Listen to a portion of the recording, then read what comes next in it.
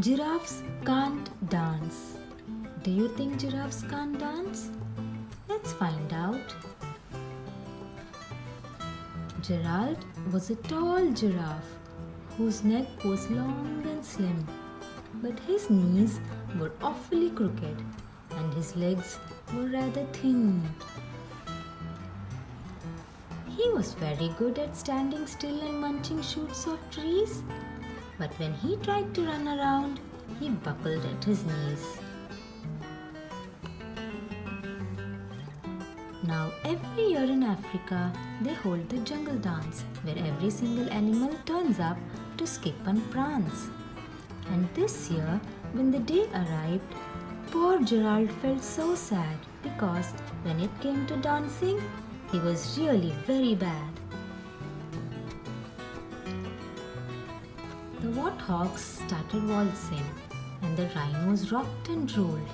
The lions danced a tango that was elegant and bold.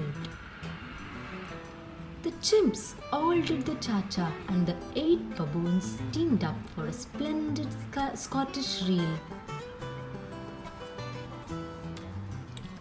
Gerald swallowed bravely and he walked towards the floor.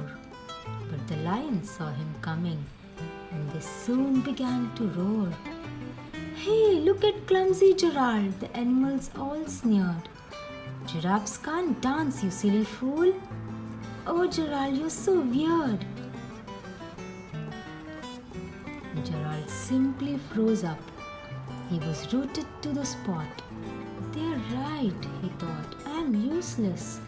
Oh, I feel like such a clot." Gerald simply froze up.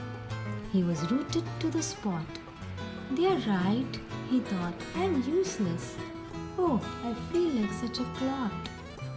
So he crept off from the dance floor and he started walking home. He never felt so sad before. So sad and so alone. Then he found a little clearing and he looked up at the sky. "The moon can be so beautiful," he whispered with a sigh. "Excuse me," coughed a cricket, who'd seen Gerald earlier on. "But sometimes when you're different, you just need a different song." Listen to the swaying grass and listen to the trees. To me, the sweetest music is those branches in the trees. So imagine that the lovely moon is playing just for you. Everything makes music if you really want it to. Listen to the swaying grass and listen to the trees. To me, the sweetest music is those branches in the breeze. So imagine that the lovely moon is playing just for you.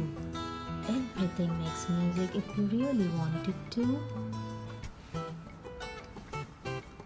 With that, the cricket smiled and picked up his violin. Then Gerald felt his body do the most amazing thing. His hooves had started shuffling, making circles on the ground. His neck was gently swaying. His tail was swishing round. He threw his legs out sideways and he swung them everywhere. Then he did a backward somersault and leapt up in the air. Gerald felt so wonderful. His mouth was open wide. "I'm dancing! Yes, I'm dancing! I'm dancing!" cried Gerald. Then one by one, each animal who'd been there at the dance arrived while Gerald boogied on and watched him quite entranced. They shouted, "It's a miracle! We must be in a dream! Gerald's the best dancer that we've ever seen!" "How did you learn to dance like that? Please, Gerald, tell us how." But Gerald simply twirled around and finished with a bow. Then he raised his head and looked up at the moon and stars above. We all can dance, he said, when we find the music that we love.